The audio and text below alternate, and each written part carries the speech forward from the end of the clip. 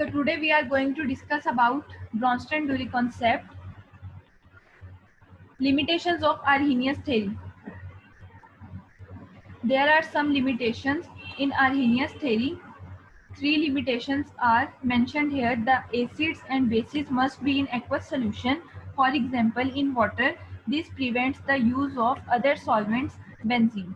It means that acids and bases must be added in water so that acid can donate positive ion and bases can donate hydroxyl ion. So we can in this way we can identify which compound is acid and which compound is a base. Second limitation is not all acid base reaction are in solution. For example, ammonia gas and hydrochloric gas produce ammonium chloride. It's mean according to Arrhenius concept, acid and base must be added in aqueous solution, must be dissolved in water. But some compounds are there that cannot be dissolved in water. For example, ammonia gas and hydrogen chloride gas. These gases cannot be dissolved in water. So in this way, we cannot identify which compound is acid and which compound is a base. The third one is according to Arrhenius, the salt produced should not be acidic or basic. This is not always the case. For example, in the above reaction, ammonium chloride is slightly acidic. A reaction between acid and base is called a neutralization reaction. When an acid reacts with a base, a salt and water is produced. According to Arrhenius, the salt which is produced in result of the neutralization reaction, it should not be acidic or not be a basic. It should be a neutral salt. But it is not possible. The salt would always be an acidic or a basic salt. For example, in the above example, ammonia gas when react with hydrogen chloride, ammonium chloride salt is produced which is slightly acidic in nature. So on the basis of these limitations, there is a need of another theory.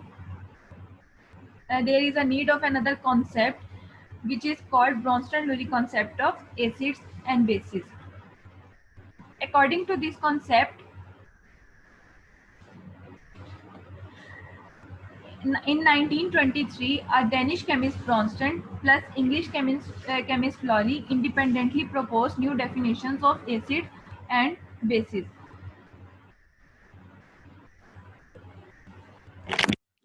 According to these definitions, an acid is a proton donor species and a base is a proton acceptor species. Bronsted and Lowry separately give their concept about acid and bases. According to this theory, acids are defined simply as proton donors. Any species that can donate a proton, that can give a proton, is called acid. The hydrogen ion is a proton. Hydrogen positive ion, H positive ion, is actually a proton, the hydrogen atom minus its electron. It means when hydrogen atom removed its outermost electron, it will produce a hydrogen positive ion which is a proton in nature. So acid base reactions are not limited to reactions between water solution as defined by Arrhenius. He is saying that these acid base reactions which are based on Bronsted-Lowry concept, these are not limited on water solution. So this concept overcome the limitation. According to Arrhenius, the acid-base reaction always be in solution, but there is not any limitation about this. According to Lowry, define any substance which gives up a proton in a chemical reaction is an acid. This includes all the substances, those are acids according to Arrhenius concept and many others. According to Lowry concept, an acid is a species that can donate a proton and it covers all the substances, includes all those substances which are Arrhenius acids. For example, some substances are not covered in Arrhenius concept, but Lowry concept include all the substances which are covered in Arrhenius concept or which are not covered in Arrhenius concept. Okay. Next, here is an example of acid-base reaction. The first species in the reactants is acid and the second one is base. Proton transfer from acid to base shows that the first species is proton donor and the second species is proton acceptor.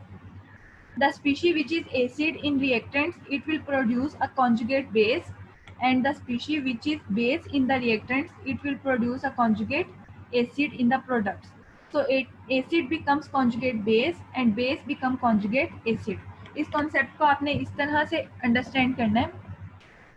कोई भी acid जो है reactants में जब वो proton दे देता है, proton donate कर देता है और प्रोडक्ट्स में कोई नई स्पीशी बना देता है, तो प्रोटॉन देने के बाद जो भी उसके पास एटम या कोई भी मॉलिक्यूल बचता है जिसके ऊपर कोई चार्ज होता है, उसे आप बोलते हो कॉन्जुगेट बेस. एसिड से क्या बनता है प्रोटॉन देने के बाद? Conjugate base. और जो रिएक्टेंट में बेस है, प्रोटॉन एक्सेप्ट करने के बाद उससे जो प्रोडक्ट बनेगा उसे बोलते हैं conjugate acid. So in this way, a conjugate acid-base pair produced in Bronston-Lurey concept.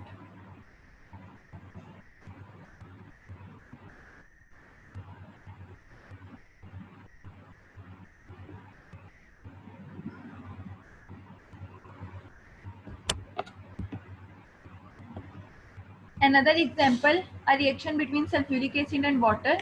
Here you can see sulfuric acid is Bronston-Lurey acid and water is Bronston-Lurey base. So sulfuric acid, it will produce a conjugate base and water will produce a conjugate acid. When sulfuric acid donate a proton, it will produce a conjugate base, and when water accept a proton, it will produce a conjugate base.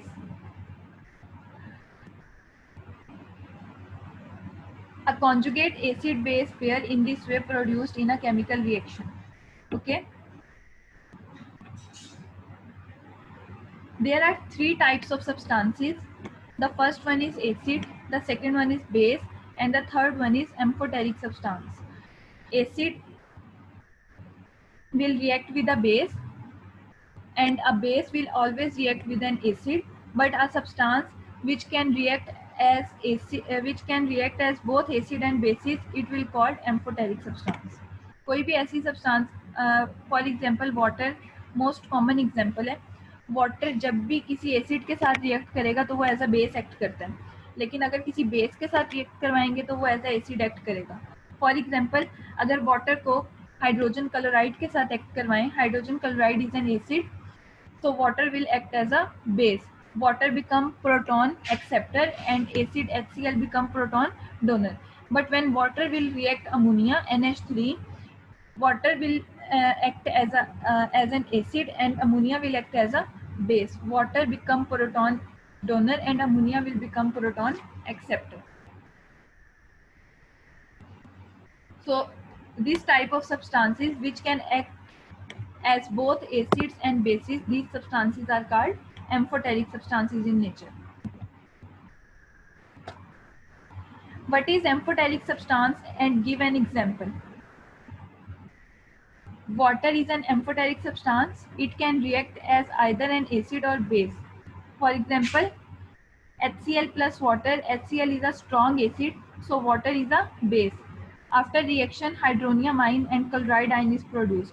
Water accept proton and act as a base, and HCl donate proton and act as a acid.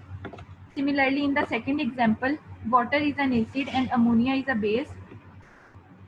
Water is proton donor species.